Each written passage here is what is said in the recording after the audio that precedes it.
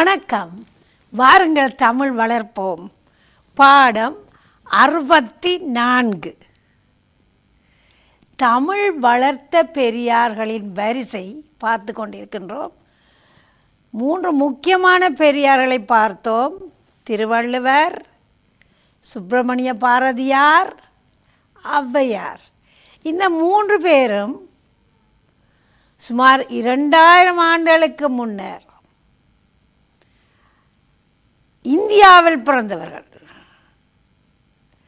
இந்தியாவில் பிறந்து தமிழ் மொழிக்கு தொண்டு செய்து இன்றும் அவர்களுடைய தொண்டை பற்றி நாங்கள் பேசிக்கொண்டிருக்கின்றோம். அவர்கள் சொன்னவற்றை, அவர்கள் எழுதியவற்றை, அவர்கள் பாடியவற்றை படிக்கின்றோம். இன்று நாங்கள் மிகவும் பெருமையோடு இலங்கையில் தோன்றி பெரிய தொண்டுகள் செய்த ஒரு பெரியாரை பற்றி பார்க்க போகின்றோம். அவருடைய பெயர் ஆறுமுக நாவலர், சுருக்கமாக நாவலர் என்றும் சொல்வார்கள். ஆறுமுக நாவலர் எங்களுடைய இலங்கையில் பிறந்தவர். எனவே பெருமையோடு சந்தோஷத்தோடு அவர் செய்தவற்றை யோசிப்போம். சரிதானே? ஆறுமுக நாவலர். அவருடைய அம்மா அப்பா வைத்த பெயர் ஆறுமுகம். அவருடைய வல்லமையை கண்டு கேட்டு மதித்த பெரியார்கள் இவருக்கு நாவலர், நாவலர் என்ற பட்டத்தை கொடுத்திருக்கிறார்கள். நாவலர். நா என்றால் நாக்கு, வலர் என்றால் வல்லமை உடையவர், சிறந்த பேச்சாளர். நாவலர். உங்களுக்கு இவரை கண்டிருக்க மாட்டீர்கள், நாங்களுமே காணவில்லை. ஆனால் அவரின் படத்தை பார்த்திருக்கின்றோம். பல புத்தகங்களில், பல இடங்களில் அவருடைய படம், அவருடைய சிலை, அவருடைய முத்திரை, அவருடைய படம் பதித்த முத்திரை, இப்படியெல்லாம் நாங்கள் பார்த்திருக்கிறோம். நீங்கள் எல்லோரும் பார்க்கக்கூடியதாக இதோ திரையில் ஆறுமுக நாவலரின் படம் பாருங்கள். பார்த்தீர்களா? மிகவும் எளிமையான தோற்றம். அவரை பார்த்தவுடன் அவர் ஒரு பயபக்தியான ஒரு சைவ பெருமகன் என்பது உங்களுக்கு விளங்கும். ஒரு திராட்ச மாலை, அவர் ஒரு இந்து மகான் என்பதை காட்டும். சரி, இது அவர் ஆறுமுக நாவலர். இவரை பற்றி சில குறிப்புகள், சில விடயங்கள் உங்களுக்கு பொருத்தமானவற்றை ஞாபகத்தில் வைத்து கொள்ளுங்கள். நீங்கள் வைத்து கொண்டிருந்தால்தான் அவரை பற்றி நீங்கள் எழுதும்போது உங்களுடைய பாடசாலைகளில் அவரை பற்றிய கட்டுரை, தமிழ் வளர்த்த ஒரு பெரியார், சைவ சமயத்துக்கு தொண்டு செய்தவர், விரும்பிய ஒருவரை பற்றி எழுதும்படி கேட்டால் இலகுவாக எழுதிவிடுவீர்கள். முதலாவதாக ஒரு குறிப்பு. இவர் பிறந்தது 1822ஆம் ஆண்டு. இன்றைக்கு சுமார் 184 வருடங்களுக்கு முன்னர் பிறந்தார். இலங்கையில் யாழ்ப்பாணத்தில் நல்லூர் என்ற இடத்தில் பிறந்தவர். இந்து சமய மக்கள், சைவ பெருமக்கள் வாழ்ந்த, நெருக்கமாக வாழ்ந்த ஒரு இடம் நல்லூர். அங்கு பிறந்தார். அவருடைய அப்பா பெயர், தகப்பன் கந்த பிள்ளை. அம்மாவின் பெயர் எனக்கு கண்டுபிடிக்க முடியல. நீங்கள் யாரிடம் கேட்டு அறிந்து கொள்ளுங்கள் அம்மாவின் பெயர். இவர் இந்த கந்த பிள்ளை என்பவருக்கு ஒரு பட்டமாம், விசாரணை கந்தர் என்று சொல்வார்களாம். விசாரணை என்றால் விசாரிக்கிறது. பலருடைய பிரச்சனைகள், விடயங்களில் ஈடுபட்டு எல்லாரையும் சேர்த்து வைத்து விசாரித்து ஒரு முடிவு சொல்லுவாராம். எனவே அவருக்கு விசாரணை கந்தர் என்ற ஒரு பட்டம் வைத்தார்கள். அவரும் இசை, நாடகம் இரண்டிலும் நல்ல ஆர்வம் உள்ளவர். சங்கீதம், இசை ஞானம் அவருக்கு இருந்தது. எழுத்து ஆற்றலும் இருந்தது. நாடகங்கள் எழுதி பழக்கி மேடையேற்றுவாராம். இசைக்கலைஞர், நாடக வல்லுனர். யார்? ஆறுமுக நாவலரின் அப்பா கந்தப்பிள்ளை என்பவர். அவர் இறக்கும்போது ஒரு நாடகத்தை எழுதி இடையில் வைத்துவிட்டு இறந்து போனார், முடிக்கவில்லை. அப்போது இந்த ஆறுமுக நாவலருக்கு வயது 9. சின்ன பையன், ஒரு சிறுவன். 6 சகோதரர்களுக்கு இளைய சகோதரன் ஆறுமுகம். அவர் தன்னுடைய அப்பா எழுதி முடிக்காமல் வைத்த நாடகத்தை அவர் எழுதி முடித்தார். அதுவும் மிகவும் சிறப்பாக எழுதி முடித்தார். எல்லோரும் அவரை பாராட்டினார்கள்.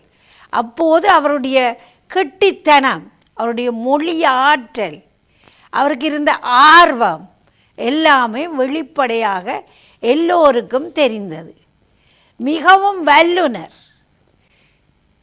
எல்லாவற்றிலும் ஆர்வம் கொண்டவர். இளம் பிராயத்திலேயே கட்டித்தனமாக தன்னுடைய பாடங்களை படித்தார். அவருக்கு மிகச்சிறந்த ஆசிரியர்கள் வந்து வாய்த்தார்கள். சேனாதிராஜ முதலியார், சிதம்பர பிள்ளை, இப்படி நல்ல ஆசிரியர்களுடன் பாடம் கேட்டு படித்தார். அந்த காலத்தில் படிப்பதற்கு உபகரணங்கள் இல்லை. யாரும் சொல்ல கேட்டுத்தான் நாங்கள் படிக்க வேணும். 200-300 வருடங்களுக்கு முன்னர் எழுதி படிப்பதற்கு வாய்ப்பு குறைவு. சிறந்த ஆசிரியரிடம் கல்வியற்றார். எல்லோரும் இவரை ஒரு கெட்டித்தனமான மாணவன் என்று பாராட்டினார்கள். என்ன கல்வி கற்றார்? கல்வியில் நல்ல ஆர்வம், தானாக ஏடுகள் மற்றவர்களை கேட்டு தானாக முயற்சி எடுத்து படிப்பாராம். தமிழ் படித்தார், ஆங்கிலம் படித்தார், சமஸ்கிருதம் படித்தார். 3 பாஷைகளையும் நன்கு கற்றார். தமிழ், ஆங்கிலம், சமஸ்கிருதம், வடமொழி. இவ்வளவும் கற்று மிகவும் சிறந்த ஒரு ஆசான். இவருடைய கெட்டுத்தனத்தை கண்டு எல்லோரும் பாராட்டினார்கள். யாழ்ப்பாண கல்லூரியிலும் ஆங்கிலம் கற்று முடிய அங்கு அவருக்கு ஒரு வேலை கிடைத்தது, ஆங்கில ஆசிரியர். யாழ்ப்பாண கல்லூரியில் ஆங்கில ஆசிரியராக பணிபுரிந்தார். அந்த நேரத்தில் அங்கு இருந்த ஒரு ஃபாதர், ஒரு அவருடைய பேர் சர் பீட்டர் பெர்சிவல், ஒரு பாதிரியார், கிறிஸ்தவ மத பாதிரியார் இவரிடம் ஒரு வேண்டுகோள் விடுத்தார்கள். அவருக்கு அப்போது வயது 27-30 இருக்கும். என்ன அந்த வேண்டுகோள்? கிறிஸ்தவ மதத்தை தெளிவாக விளக்கப்படுத்தும் பைபிள் நூல் ஆங்கிலத்தில் இருந்தது. அந்த ஆங்கிலத்தில் இருந்த நூலை தமிழில் மொழி பெயர்த்து எழுதும்படி கேட்டார்கள். ஆங்கில நூலை தமிழில் மொழிபெயர்த்து, அந்த மொழியை மாற்றி ஆங்கிலத்தில் இருந்ததை தமிழில் எழுதும்படி கேட்டார்கள். மிகவும் சிரமப்பட்டு, ஆர்வத்தோடு ஆய்வு செய்து, கருத்து வேற்றுமை வராமல் எளிய நடையில் அந்த பைபிளை மொழிபெயர்த்து கொடுத்தார். அதே நேரத்தில் இந்தியாவிலும் மொழிபெயர்க்கப்பட்டது. அங்கு மொழிபெயர்க்கப்பட்ட பைபிளையும் இங்கு ஆறுமுக நாவலர் மொழிபெயர்த்த பைபிளையும் ஒப்பிட்டு பார்த்து இவருடைய மொழிபெயர்ப்பு சிறந்தது என பாராட்டினார்கள். இதிலிருந்து அவருடைய திறமை என்ன என்று எங்களுக்கு விளங்கும். அதே நேரத்தில் அவருக்கு ஒரு கவலை என்னென்றால், ஏழை எளிய மக்கள் கல்வியில் ஆர்வம் இல்லை, சமயத்தில் ஆர்வம் இல்லை, நல்ல பழக்கங்களை பேணுவதில்லை. இது எல்லாவற்றையும் பார்த்து கவலை கொண்டார்.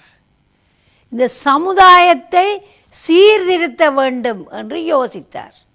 அதற்கு அவர் படிமுறையாக எடுத்த முயற்சி வெற்றி கண்டது.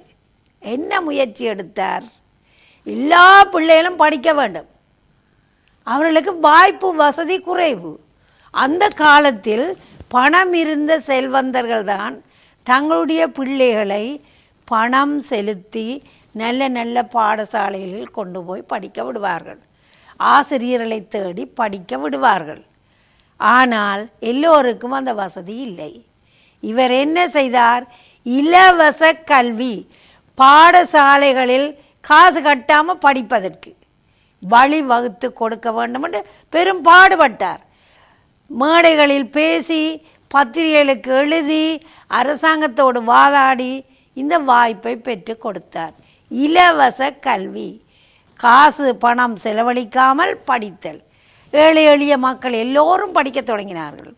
அது மட்டுமல்ல, அந்த காலத்தில் நல்ல பாடசாலைகளில் ஆங்கில மொழியில்தான் படிப்பிப்பார்கள். எனவே என்ன செய்யலாம் யோசித்தார். தமிழ் மொழி, தாய்மொழி, தமிழ் மொழி மூலம் கல்வி, இதையும் தானாக சிந்தித்து செயற்படுத்தி எல்லா பாடசாலையிலும் தாய்மொழி கல்வி, ஆரம்ப வகுப்புகள் எல்லாவற்றிலும் 5ஆம் வகுப்பு 6ஆம் வகுப்பு வரையும் தாய்மொழியில் கல்வி. அப்போ எல்லோருக்கும் அந்த வாய்ப்பு கிடைத்தது. தாய்மொழி கல்வி, இலவச கல்வி. இன்னும் ஒன்று யோசித்தார். பிள்ளைகளிடம் படிப்பதற்கு உபகரணங்கள், வசதிகள் ஒன்றும் இல்லை. தாய் தகப்பனுக்கு சொல்லிக் கொடுக்க தெரியாது. என்ன செய்தார்? புத்தகம் வேணும் பிள்ளைகளுக்கு, புத்தகங்கள் இல்லை. அவருடைய சிந்தனை சரியான இடத்தில் உதித்தது. அச்சியந்திர சாலை, பிரிண்டர்ஸ், பிரிண்டிங் ப்ரெஸ், உங்களை விளங்கும் என்று நினைக்கிறேன். அச்சியந்திர சாலைகளை நிறுவி புத்தகங்களை, இந்த பாட புத்தகங்களை எல்லாம் அச்சிட்டு வெளியேற்றி பிள்ளைகளுக்கெல்லாம் கொடுத்தார். அவருடைய முயற்சி பிள்ளைகள் எல்லோரையும் படிக்க பண்ணியது. கல்வி வளர்ந்தது. சமூகம், அவர்கள் வாழ்ந்த இடம் சீர்திருந்தியது. இது மட்டுமல்ல, இன்னும் ஒரு கவலை, அந்த காலத்தில் வாழ்ந்த மக்கள் அவருடைய சமயத்தை பின்பற்றவில்லை, சமய அனுஷ்டானங்களை பொருட்படுத்தவில்லை, சமய நெறியில் வாழவில்லை. இது ஏன் என்று சிந்தித்தார். அவர்களுக்கு அறிவு போதாது. சைவ வேதாகமங்கள் உயர்ந்த நடையில் எழுதப்பட்டிருந்தன. என்ன செய்தார்? தேவாரம், திருவாசகம், புராணம் எல்லாவற்றையும் தான் படித்தார். படித்து எளிய நடையில் இலகுவான மொழியில் ஆலயங்களில் சென்று பிரசங்கம் செய்தார். அவருடைய பேச்சுக்கள் மூலம் மற்றவர்கள் அதை கேட்டார்கள். சமயம் மாறிக்கொண்டிருந்தவர்கள். அந்த காலத்திலே இந்து சமய மக்கள் வேதம், கிறிஸ்தவ வேதத்துக்கு மாறிக்கொண்டிருந்த காலம். அவர்களுக்கு அறிவு குறைவு. அறிவை போற்றினார். சமயத்தில் ஒரு பற்று, ஒரு பாசத்தை ஏற்படுத்தினார். இதனால் அந்த இந்து சமய மக்கள் அந்த சமயம் மாறுவதும் சற்று குறைந்தது. இதெல்லாம் அவர் எடுத்த முயற்சிகள்.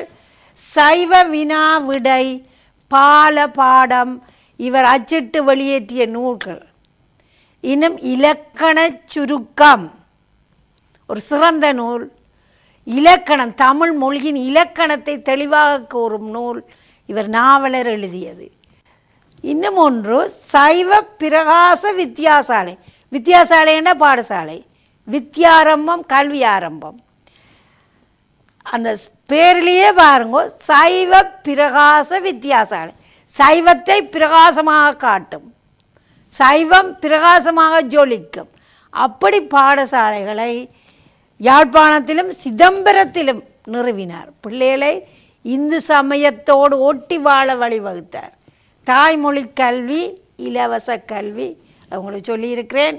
தமிழையும் சைவ சமயத்தையும் நன்கு வளர்த்த ஒரு பெரிய மகன் ஆறுமுக நாவலர். அவர் இல்லாவிட்டால் இன்றைக்கு இவ்வளவு பெரிய பிரமாணமான சமூகம் இந்து சமய மக்களை கொண்டிராது. அன்று இருந்த அந்த காலப்போக்கில் எல்லாருமே மாறியிருப்பார்கள். அடுத்தது, அவருக்கு அவருடைய சேவையை பெருமையாக பேசி பாராட்டி அரசாங்கமே முத்திரை வெளியிட்டது. அந்த முத்திரையில் ஆறுமுக நாவலரின் படம் சிலை எழுப்பியுள்ளது. இவை மட்டுமல்ல, நாங்கள் அவர் சொன்ன விடயங்களை மனதில் எடுத்து அதன்படி நடந்து கொள்ள வேண்டும். அவரை பற்றி நன்கு அறிய வேணும். அவர் சொன்னவற்றை செய்ய முயற்சிக்க வேண்டும். அதுதான் நாங்கள் அவருக்கு செய்யும் கைமாறு. ஆறுமுக நாவலர் எமது தாய் நாடு இலங்கையில் பிறந்தவர். இத்துடன் பாடத்தை முடிக்கின்றேன். அடுத்த வாரம் சந்திப்போம். நன்றி, வணக்கம்.